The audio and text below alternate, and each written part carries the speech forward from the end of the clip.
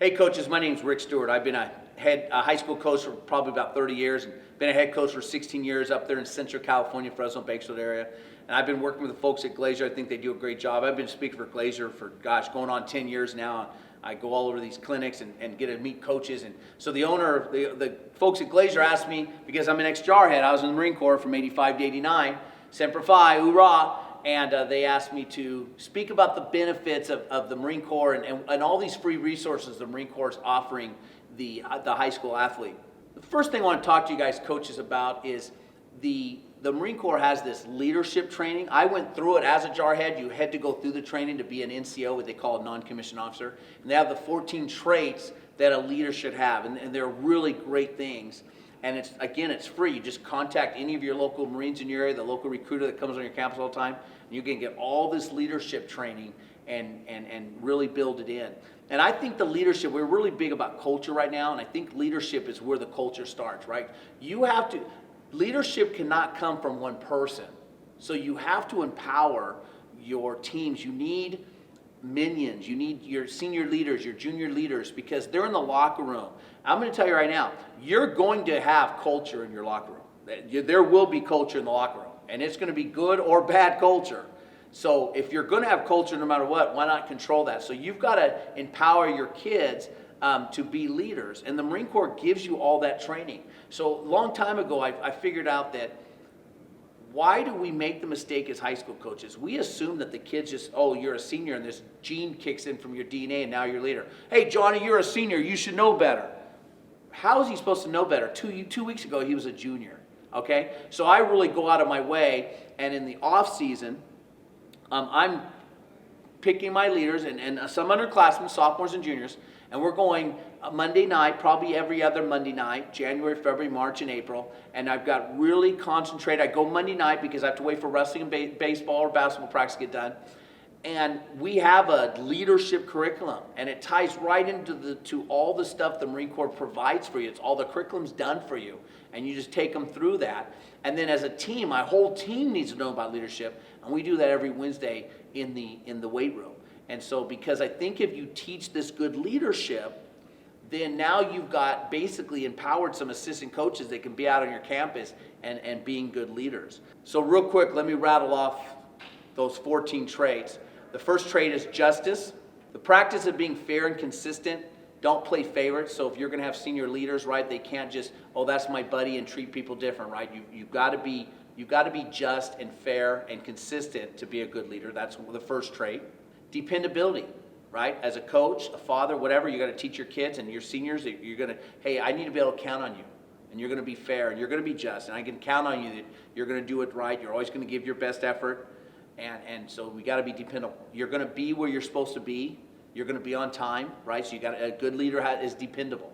Next one's decisiveness, okay? So a good leader's got to be decisive. He's got to think clearly and concise, and he's got to make the right decision sometimes, maybe when he's surprised by a situation. These senior leaders are at a party, and there's a situation arises. They're in the locker room, a situation arises, and are they going to be decisive in their actions? Integrity, right? It goes without saying, a good leader's got to be integrity. You got to stand up for what's right, even when it's not the most popular decision. You've got to have integrity. You've got to be honest. This is kind of a new one, and I remember my Marine Corps sergeants always telling me this, right, about my bearings, right? Hey, get your bearings about you, private. That was their saying, would always come out of my mouth. As a private, I didn't even know what bearings mean. I'm thinking my bearings in my bicycle. And then I went through the leadership training, and I got it. Bearing's the way you conduct and carry yourself. It's walking with confidence, not arrogance, but with confidence. So it's the way you conduct yourself and the presence that you give, that you know what you're doing, and that people can count on you. Hey, I'm dependable, I'm trustworthy, I'm confident, I know what I'm doing, and I'm not going to lead you wrong. So have your bearings about you. Another really big thing about bearings is hold yourself to a high standard. Don't settle for average. Don't settle for mediocrity. Don't say, well, that's okay, right? Don't settle for the C. Hey, you're going to write that paper again? No, I'll get a C on it. I'm good. No, that's not somebody with good bearings. They'll talk about courage. There's two types of courage. There's physical courage and there's mental courage. And I think with today's teenagers, it's probably the mental courage that's the biggest one that they're not going to understand. They get physical courage, right? Just acting without fear. But what about the mental courage? The mental or moral courage is probably more appropriate, is standing up for what's right and having the courage to stand up for what you believe in and not going with peer pressure, having the courage to fight peer pressure when peer pressure or what the peers or what the majority is doing is not right or it's not doing what you believe in. So you got to have the courage to be able to do that. So it's this moral courage that probably our athletes at the high school level battle with the most. Loyalty. The Marine Corps' motto is Semper Fi. It means always faithful. And the Marine Corps was be loyal to the Corps, to God, the Corps, and your country. Well, with your teenagers, with your athletes, I always preach about loyalty, right? Be loyal to your family. Be loyal to your coaches. Be loyal to your school. We always say be proud of who you are. Be proud of where you come from. And then, of course, be loyal to your teammates. All of them. Not just the starter, not just your best friend. If you're a senior, don't just be loyal to the seniors. Go out of your way. Don't haze the freshmen. Be loyal and represent your school. Don't ever embarrass your family. Don't ever embarrass your school with things you're going to do. Be loyal and really be able to preach that, believe that the school you go at is the best school in America and where you're at, right? Make where you're at the big time. And so the Marine Corps really preaches that with this loyalty.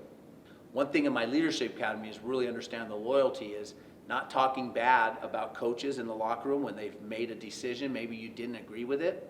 But there's a right way and a wrong way to handle that, and that's a great life lesson as you get older and your wife's done something you don't agree with or your boss has done something you don't agree with, and how do you handle that? Do you just go running around to all the different places in your workplace and bad-mouthing your boss? You won't be working there very long. And you go bad-mouthing your wife to everybody, you won't be married very long. And same thing in the locker room, right? Your leaders, the ones you're going to empower. So in these leadership meetings, I'm talking about this and being able to be loyal to your coaches and stand by the decisions they make. We talk about the 3 levels of trust. That's really important in a team. Coaches have to trust players at first level. Players have to trust coaches. That's what this was talking about, the loyalty. And then, of course, players have to trust each other.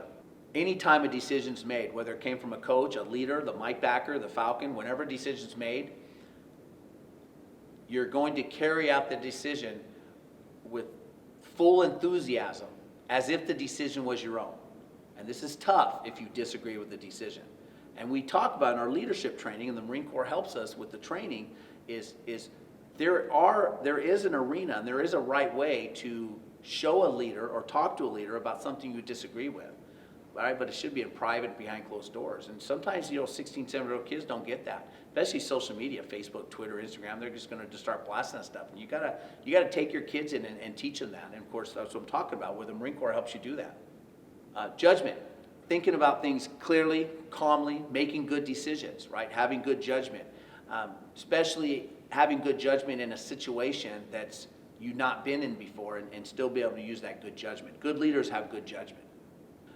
Initiative, good leaders have initiative. That's another one of the traits of the Marine Corps, right?